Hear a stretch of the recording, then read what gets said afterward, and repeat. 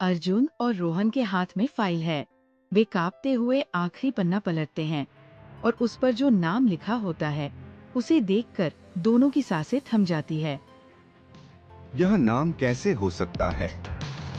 इसका मतलब वह अब भी जिंदा है। फाइल में लिखा था ब्लैक शैडो का असली मास्टरमाइंड सुरेश वर्मा, यानी रोहन का अपना पिता। रोहन को यकीन नहीं होता। उसका दिमाग सुन पड़ जाता है।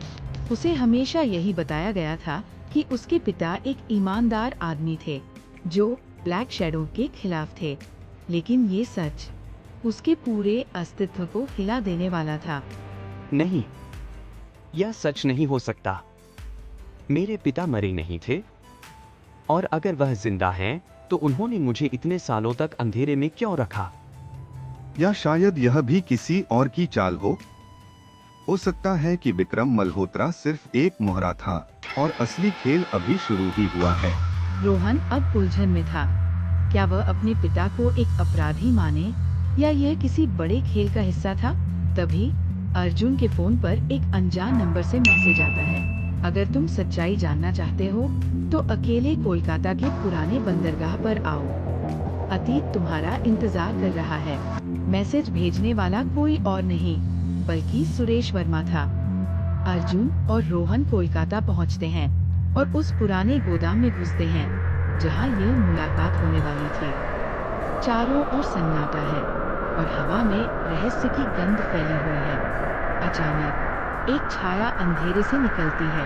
एक उम्रदराज मगर ताकतवर आवाज गूंजती है, तुम दोनों आखिरकार यहाँ आ ही गए। अर्जुन और रोहन धीरे धीरे उस परछाई की ओर बढ़ते हैं। जैसे ही रोशनी उसके चेहरे पर पड़ती है, उनकी आंखें चौड़ी हो जाती है। उनके सामने कोई और नहीं बल्कि खुद सुरेश वर्मा खड़ा था, जिंदा और पहले से भी ज्यादा खतरनाक। पापा, तुम जिंदा हो, लेकिन कैसे? दुनिया को यही लगना चाहिए था कि मैं मर चुका हूँ, ताकि मैं उस सिस्टम को जड़ से खत्म कर सकूं, जिसने मुझे धोखा दिया था। तो तुम ही ब्लैक शैडो के असली मास्टरमाइंड हो। तुमने ही यह सब किया। सुरेश एक ठंडी मुस्कान देता है। ब्लैक शैडो एक बुरी ताकत थी, लेकिन मैंने इसे अपनी मर्जी से मोड़ दिया।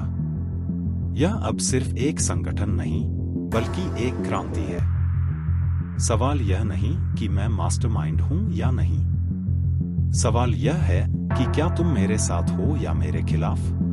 रोहन और अर्जुन के पास अब सिर्फ दो ही रास्ते थे, या तो अपने अतीत को अपनाकर सुरेश वर्मा का साथ दें, या फिर अपने ही खून से लड़े और उसे रोकने की कोशिश करें।